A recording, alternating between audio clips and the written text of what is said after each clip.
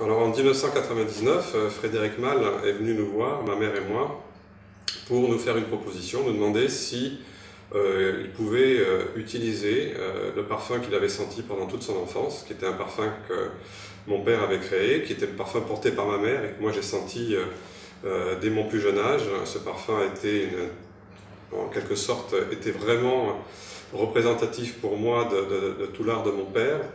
Il était j'avais, disons, je pense, une approche assez personnelle et assez émotionnelle par rapport à ce parfum, dans la mesure où c'était vraiment le parfum de ma mère, et c'est pour ça qu'il s'est appelé par la suite le parfum de Thérèse.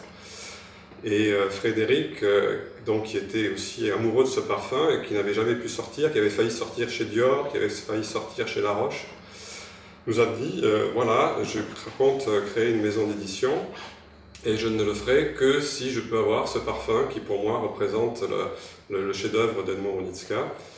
Et voilà, donc on a eu confiance dans son projet qui nous semblait vraiment être une avancée décisive dans le domaine de la parfumerie d'auteur. Et ma mère et moi, donc, nous avons donné notre accord pour que ce parfum soit lancé et surtout dans les conditions où il l'était, avec justement ce respect du créateur, le fait que le nom des créateurs soit sur les flacons.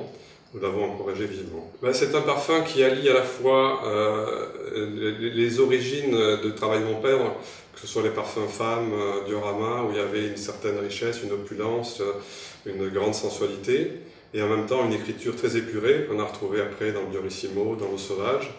Donc on pourrait dire que c'est un petit peu la synthèse de ce parfum à lui seul représente toute l'évolution de mon père, toute sa créativité depuis le début jusqu'à ses dernières créations. Et c'est un parfum qui a évolué aussi, que moi j'ai vu évoluer pendant une vingtaine d'années, donc qui a eu le temps de se bonifier, de se patiner, de pouvoir être sujet justement à l'épreuve du temps, quoi, avant de pouvoir être lancé.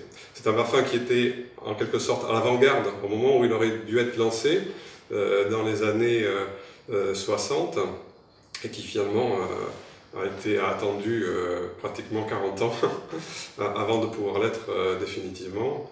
Et pour moi c'est un parfum, c'est un chef-d'œuvre qui est, je veux dire, qui n'a pas de temps, quoi, qui pourra rester, même s'il est assez fragmentant dans son approche, parce que ou on l'adore ou on le déteste. Enfin, en tout cas, c'est un parfum qui vraiment ne laisse pas indifférent. Et je crois qu'il est, pour moi, oui, c'est le chef-d'œuvre de mon père. C'est surtout ce côté à la fois très jasminé et poivré en même temps, très épicé, avec aussi des notes ce que je pourrais qualifier de mandarine, un peu coriandre aussi, et aussi un côté prune, un côté fruité et rosé. Donc et puis violette aussi, il y a un aspect violette qui pour moi est très important, qui n'est pas toujours souligné. Et son surnom dans la profession, parce que tout le monde, enfin beaucoup de gens le connaissaient dans la profession, c'était la prune. C'était un parfum qui avait cette note prune caractéristique.